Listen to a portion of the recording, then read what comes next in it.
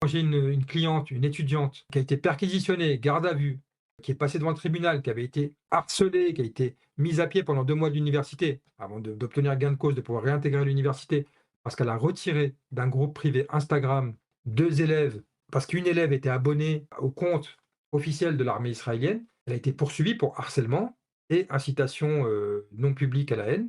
Elle a été perquisitionnée, elle est passée au tribunal, il y avait 7 avocats face à elle. Quand j'essayais d'expliquer ça aux gens, ils ne me croyaient pas. C'est pas possible, la personne, elle passe pas au tribunal face à 7 avocats parce qu'elle a retiré d'un groupe Insta une personne. Elle a retiré d'un groupe Insta une personne. En tout, elle a retiré 3 étudiantes. 2 sont de confession juive, la troisième ne l'est pas. Les 3 étudiantes se connaissaient. La troisième étudiante, qui n'est pas de confession juive, on lui pose la question en garde à vue. Est-ce que vous saviez que les 2 autres étudiantes étaient de confession juive? Elle répond: «Absolument pas, je n'étais pas au courant». Par contre, ma cliente, alors qu'elle ne les connaît pas, ces gens-là, elle les a jamais rencontrés, enfin ces personnes-là, ces étudiantes-là, elle ne les a jamais rencontrées. Elle connaissait même pas leur prénom et leur nom. On lui dit: «Elle les a retirés parce que juive». Il y a quoi qui le montre dans le dossier? Absolument rien. Comme ça, elle a une connaissance, extraordinaire, elle sait tout, ma cliente. Donc les gens qui connaissaient ces étudiantes-là ne savaient pas qu'elles étaient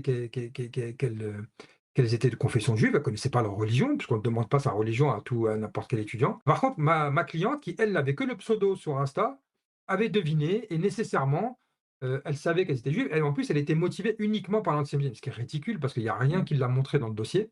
Elle a jamais tenu de propos problématiques, elle était impeccable. D'ailleurs, je tiens à la saluer, si elle regarde cette émission-là, parce que vraiment, elle a été je me suis posé la question avant qu'elle passe au tribunal en me disant: «Elle a 18 ans, elle va avoir face à elle 5, 6, 7 avocats. Comment elle va tenir le coup?» Et bah, franchement, elle a été admirable. Bravo aux parents qui l'ont élevée. Vraiment, elle a assuré, assuré, assuré. Vraiment, c'était admirable, c'était précis, c'était juste, c'était mesuré et surtout elle montrait sa bonne foi totale.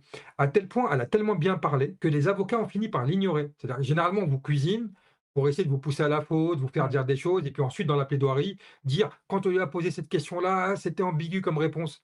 Elle a tellement assuré qu'au bout d'1 heure, 2 heures, 3 heures d'audience, on l'a mise de côté parce qu'il y avait rien à tirer de ça et vraiment voilà. Donc il arrive parfois qu'on explique des dossiers et les gens me disent: «Non mais c'est pas possible.